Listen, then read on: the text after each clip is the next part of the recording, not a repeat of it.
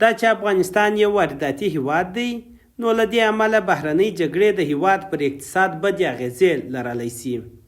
اوس د کندهار ښار اوسیدونکي شکایت کوي چې د ایران او اسرائیلو ترمنځ د جګړې له امله په دغه هیواد کې د خوراکي او سون توکو بیې د تمې خلاف ډېرې لوړې شوي دي. دوی وایي د پټرولو او ډیزلو په یوه لیټر کې له 100 تر 1500 افغانیو او د خوراکي توکو بیې له 100 تر 300 افغانۍ لوړې شوي. دوی ادعا کوي چې سوداګر هم له دې ډول فرصتونو څخه ناسمه استفاده کوي. رښتیا هم د ایران جنګ خو دلته په کندهار کې د توکو پر بیې باندې رښتیا هم ډېر بد اغېز کړی دی.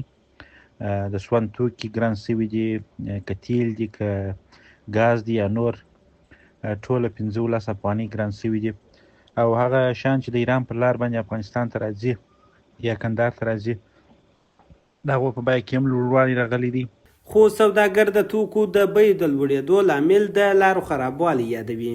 دوی ټینګار کوي چې ډیری توکي له ایران څخه هیواد ته واردېږي او د جګړې له امله سوداګر نه غواړي خپله پانګونه په خطر کې واچوي، ځکه د وارداتو په سلنه کې کمښت راغلی. سوداګر د ښاریانو هغه ادعاوې ردوي چې وایي سوداګر زیاتی کوي. د دوی په وینا دلته عرضه کمه سوې او تقاضا ډیره سوې، ځکه د توکو په بیو کې لوړوالی راغلی دی. په کندهار کې چې د پاکستان سره موږ سرحد لرو او د هرات خوا څخه د ایران هم ځینې توکي راځي، دغه د اسرائیلو سره د ایران جګړه هم ډېر بد تاثیر وکړ، ته نرخونه لوړ کړل د توکو.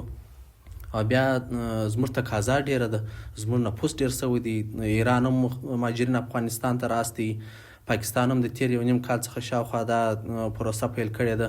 نور هیوادونه هم دي چې مخکې په تخلیق کې وتلي وه، هغوی افغانستان ته راځي. د کندهار ښار اوسیدونکي وایي هر ځل د ډیرو کوچنیو ستونزو له امله په دغه ولایت کې د توکو بیې لوړېږي، کله د جګړو په پلمه او کله د ډالرو د بې ثباتۍ او کله بیا د افغانیو د ارزښت په پلمه.